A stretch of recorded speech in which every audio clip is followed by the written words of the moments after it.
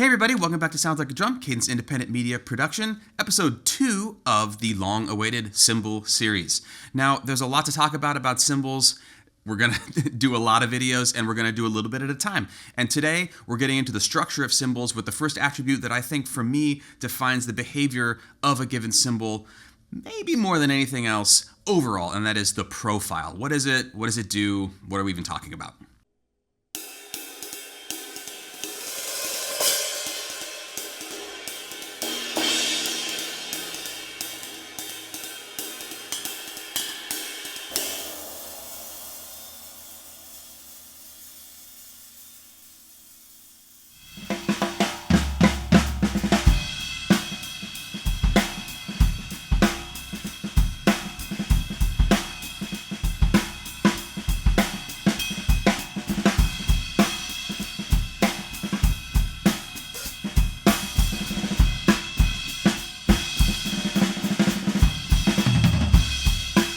Now, if you've ever played two iterations of the same cymbal, like two crashes from the same line, same diameter, everything, you know that no two of them are exactly the same, even if they're made in a factory, even if it's totally machine-driven and it's all just like really down to spec.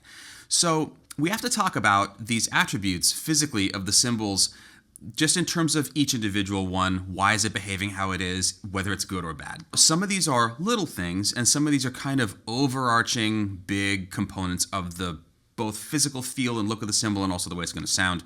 And number one on the docket is profile. Now, when we're talking about the profile of a cymbal, that's kind of a vague word.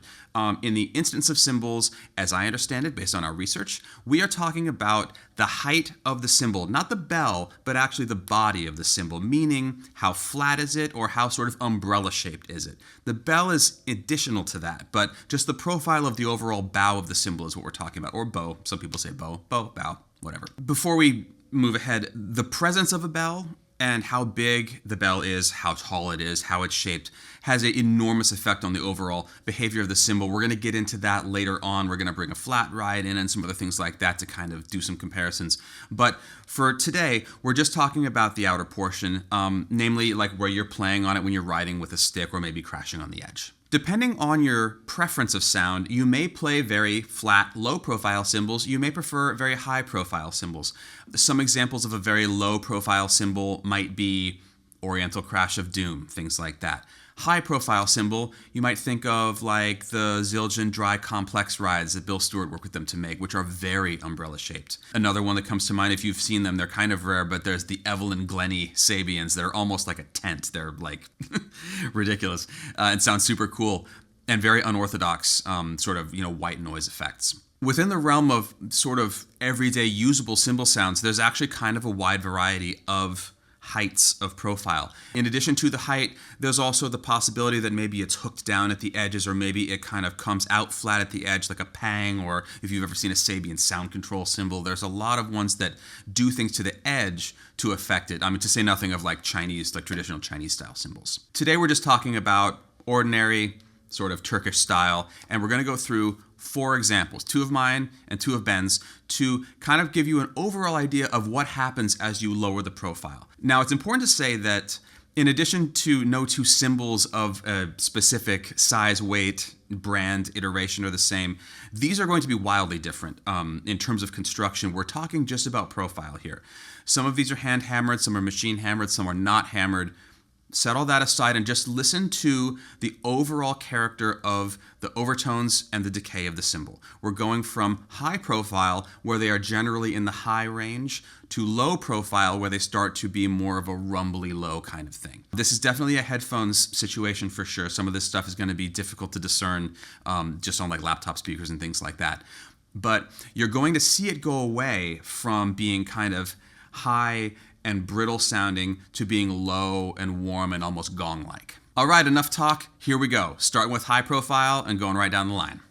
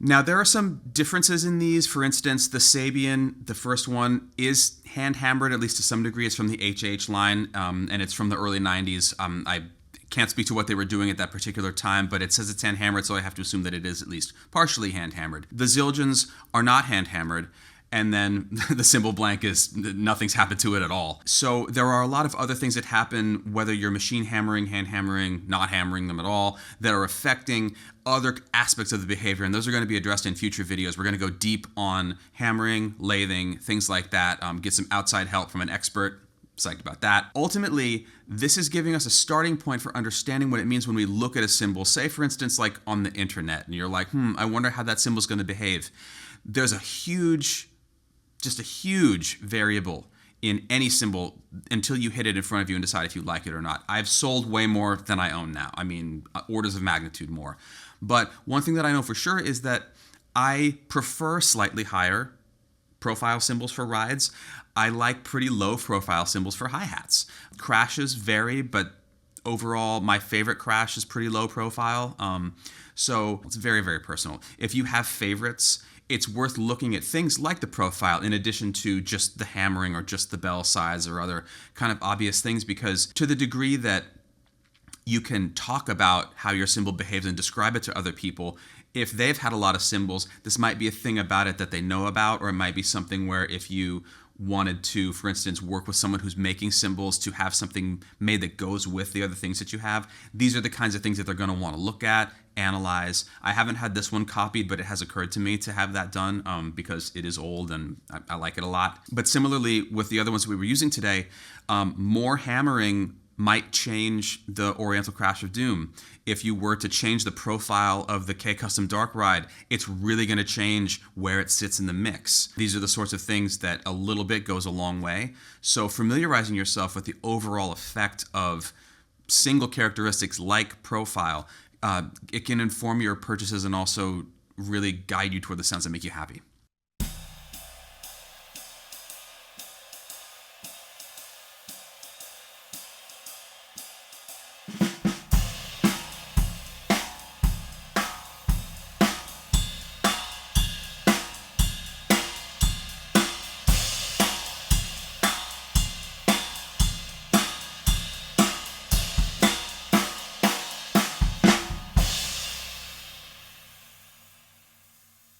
Now, going down the line individually, let's start with the Sabian Ride. So this is a 22-inch cymbal. It's 2,300 grams, plus or minus. It has a rivet in it today, and it's fairly bendable. It's not super duper stiff. It doesn't have a ton of sustain. It is very reminiscent of cymbals that I've seen Bill Stewart use, some other people that like a kind of trashy crash sound, but then a kind of clicky stick sound for jazz. Let's listen to it a little bit more.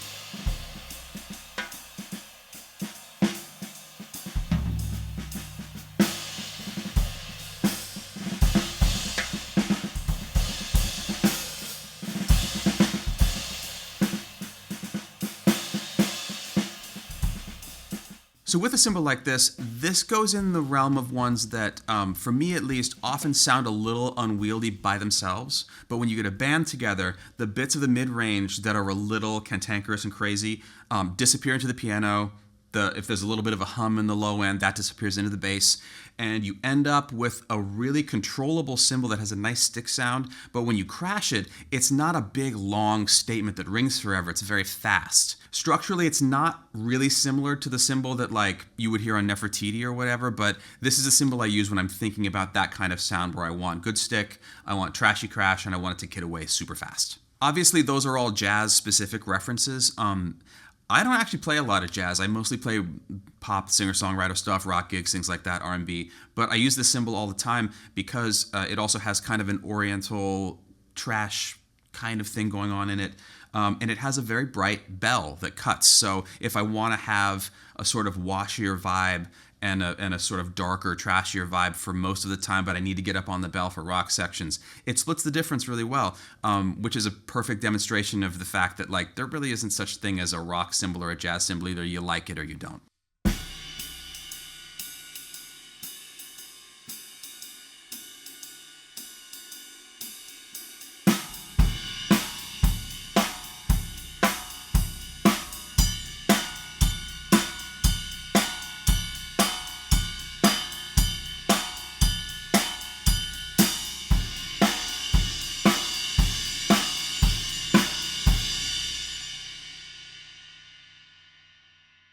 Next up, K Custom Dark Ride. This is a identical cymbal to one that I owned in college. Actually, this one belongs to Ben.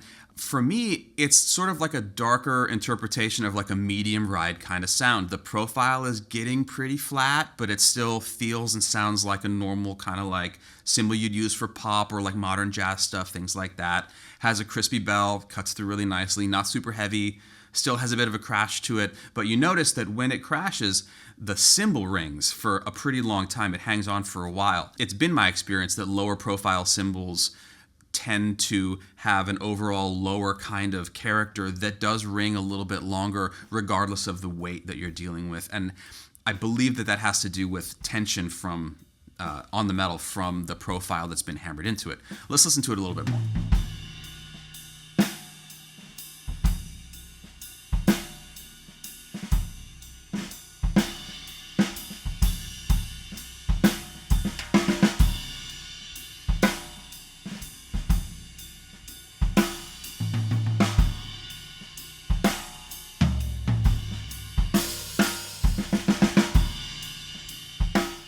This is a super versatile cymbal, and again, it's on the dark side. It's called a dark ride. I mean, that's the whole idea. And if you've watched our terminology video, dark, we're talking about low, sort of blendy kind of sounds that don't jump out through the mix. This also having a bright, usable bell makes it a super versatile cymbal for a lot of situations. It's easy to control, doesn't get out of hand super fast. But already, just between these two, you can see that we went from kind of a high, trashy kind of, I don't know, what to call it, but just like higher overtones, more mid-range, to a thing that sounds almost like the mids have been scooped out of it, and there's kind of crispy highs and some lows and not a whole lot in the center.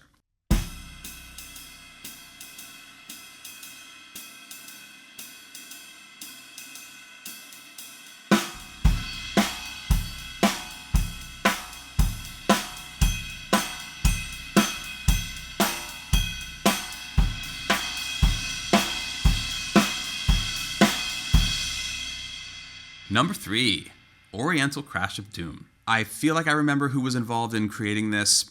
Remind me in the comments so that I don't say the wrong name here, but these are super interesting cymbals because basically the vibe here is that they are less finished a little bit. Like, it's lathed and it is hammered, but you can see that it's very, very flat. The edges are uneven and kind of wavy. The bell is big and kind of bright, like kind of usable, but we're starting to really leave the realm of it sounding like a normal cymbal, even though it is in the crash size range. Has some other funny bits about it, but let's go ahead and listen to it.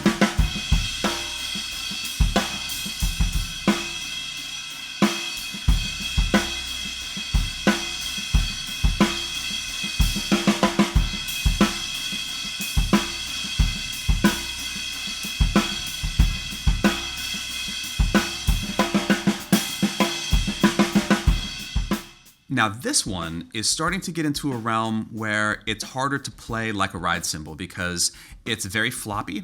It has really not a lot of rebound. When you start to play on it with the stick, you have to do all the work. It opens up completely right away. All of the overtony stuff is low. Undertones low, the whole thing is just low. So they put this big honking bell on there and they keep the bell pretty thick so that it also has some high end and doesn't just kind of, die on the stand the second that you hit it. This is in the special effects realm of cymbals. It's also just an interesting thing to have, especially in the studio. It sounds rad with a stick tip for making like screechy noises and stuff like that. But we've gone profile-wise down into it being just like a tabletop and away from it sounding like expected cymbal sounds.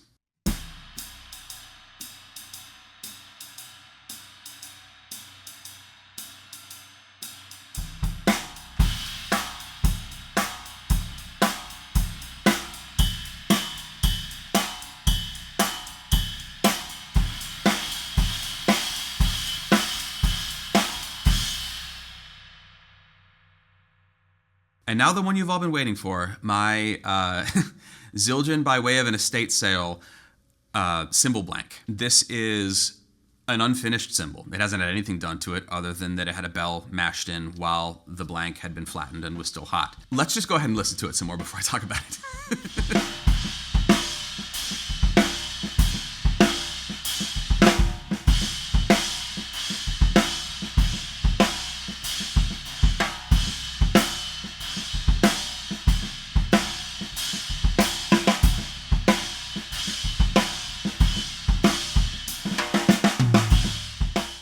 this is as extreme as you can get in terms of flatness, all the way to including that it hasn't been lathed and it hasn't been hammered at all. This is just put through the press and the bell put in. This is the darkest expression of a cymbal sound that you could really have, because it hasn't had any tension put on it. It hasn't had any lathing done. There are reasons for all of those things that take it from this to something that sounds like a recognizable cymbal.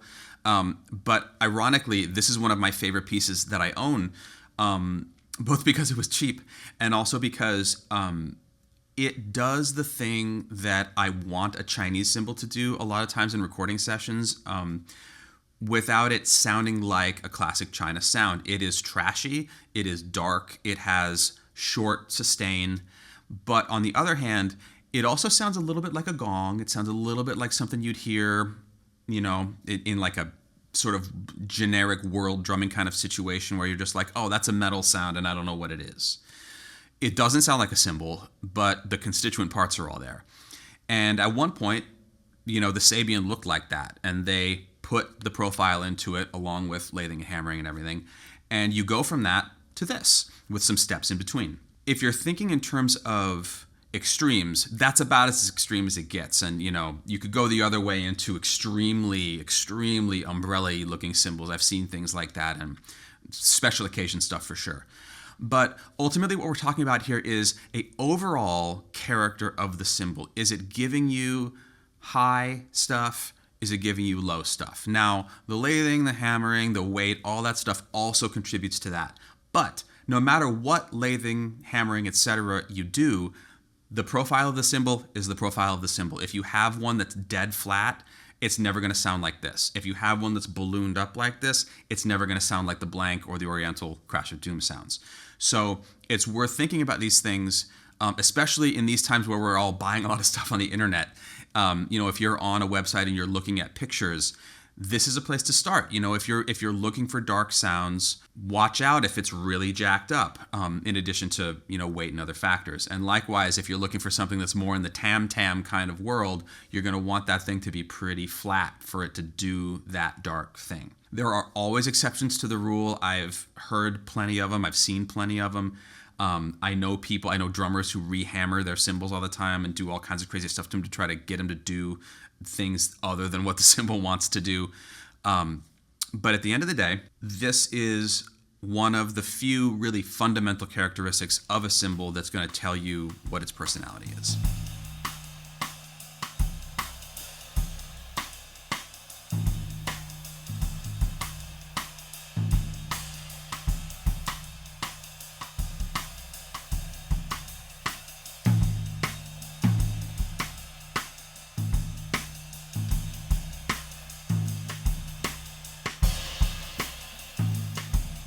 Now, just as an aside, there is a playing aspect to profile that's worth noting.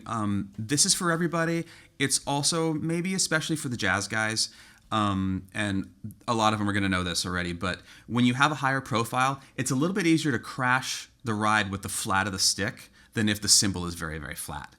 Additionally, that sound on a higher profile cymbal, generally speaking, is going to be faster than a lower profile cymbal. So if you're a person who enjoys playing dense ride cymbal patterns with little kind of crashy accents in between your sticking, a little bit higher profile just physically makes that a little bit easier to do, and a little bit less out of the way to kind of get that angle on the instrument. All right, thanks for coming along for all this. I know there was a lot of information and a lot of kind of jibber jabber about this, but the cool thing about this series that I'm really excited about is that I actually care about all this stuff.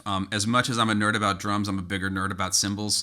It's been really fun to bring them all down here and start to talk about how to show these things and explain them and do the research and stuff like that. Now the fun part.